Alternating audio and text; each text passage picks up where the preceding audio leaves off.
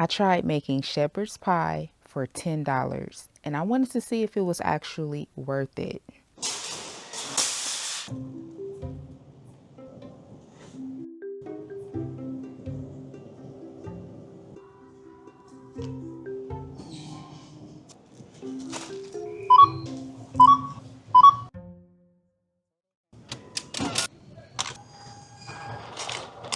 Now to this, I'm going to add a few basic pantry staples as well as some milk and butter from my refrigerator.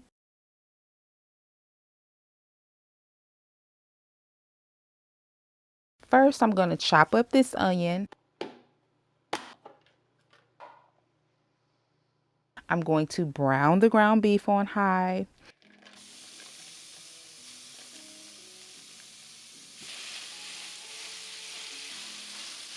Once it's fully cooked, I'm going to drain all of this fat.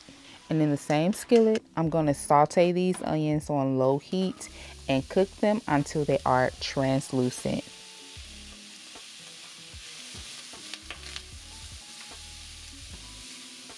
Then I'm going to return the meat to the skillet.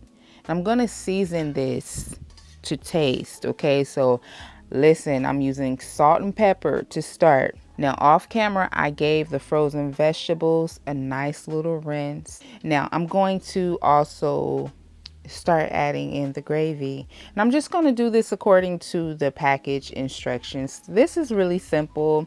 Combine this with 1 cup of water, give it a good mix. Then I'm going to add this to the meat and I'm just going to let this simmer a bit, you know, give that gravy time to thicken up.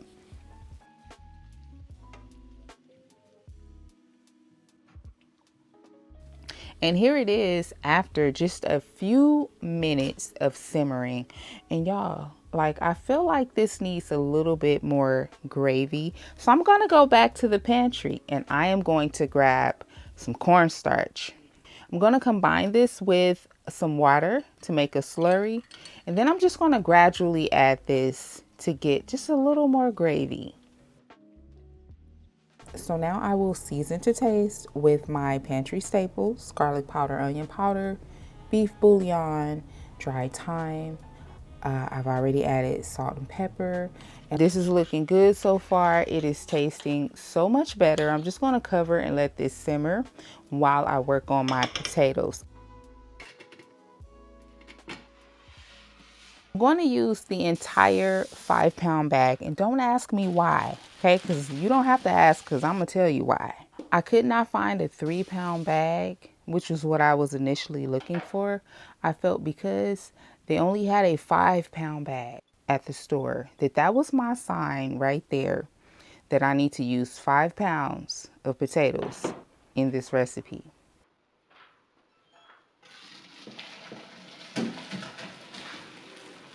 So after draining the potatoes, I'm going to mash them up.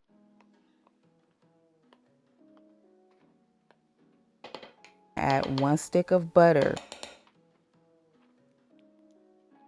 I'm going to go in with a reasonable amount of black pepper. And I'm also just going to throw in whatever else I can find in my pantry that makes sense right about now. So I'm going to add a little parsley, some salt, as well as some milk. Okay. And I'm just going to give this a nice mix. And if I feel it needs more of anything else, I will not hesitate to add that in there. And so far, this is coming together pretty well, if I must say so myself. I am using a 8 by 11 inch casserole dish. Now, after adding all of the meat, I'm going to spread it out to get a nice even layer. And I'm going to carefully spoon the potatoes on top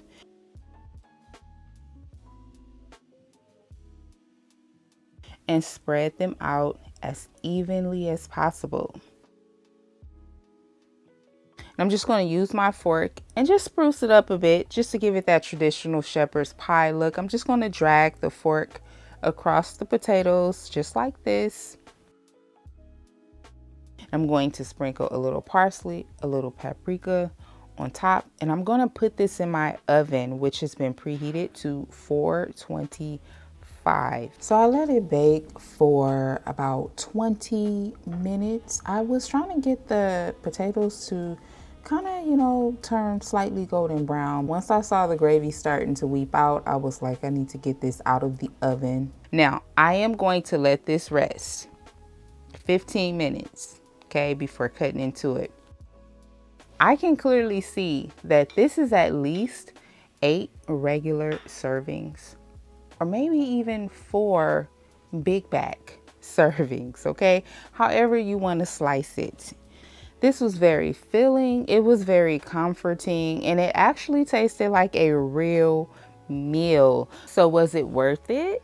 Yes, absolutely. For me, it was worth it. It is not a fancy meal, okay? However, it was filling, it was affordable, and I would make this again. So as always, I thank y'all so much for your support on this channel.